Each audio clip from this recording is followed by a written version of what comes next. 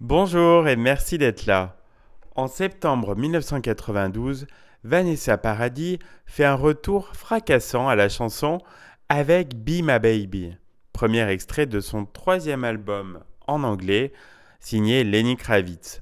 Je vous propose aujourd'hui de découvrir la genèse de cette collaboration inspirée par l'univers 70s de Diana Ross et des Suprêmes.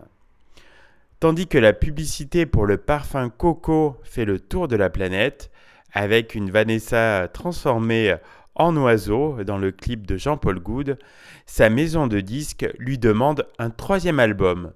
Nous sommes en janvier 1991 et comme la notoriété de Vanessa dépasse nos frontières, l'idée est qu'elle enregistre un album en anglais.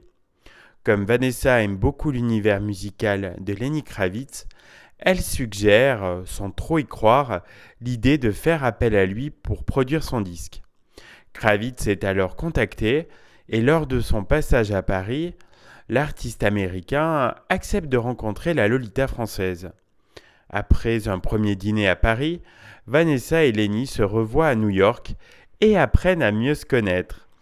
Il lui fait passer un essai dans son studio d'enregistrement au mois de mai 1991 sur le titre du Velvet Underground, I'm Waiting for the Man. Entièrement satisfait du résultat, il accepte de produire tout un album pour Vanessa Paradis. Dès le mois d'août suivant, il se met au travail à Los Angeles où Vanessa vient le rejoindre. La jeune chanteuse loue une maison dans la capitale du cinéma américain avec son oncle Didier Pin.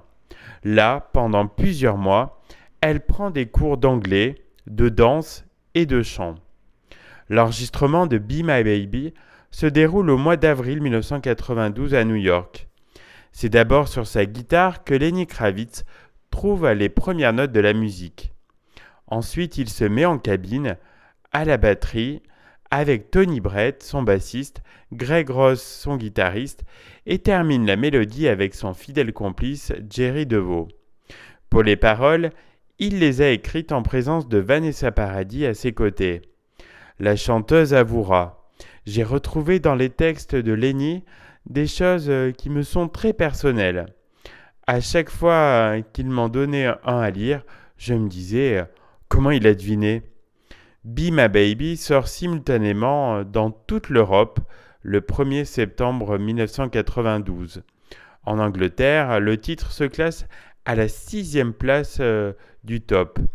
Pour la petite histoire, c'est dans l'émission de Patrick Sabatier, et si on se disait tout sur TF1, que Vanessa interprète pour la première fois à la télévision française Be My Baby le 14 septembre 1992.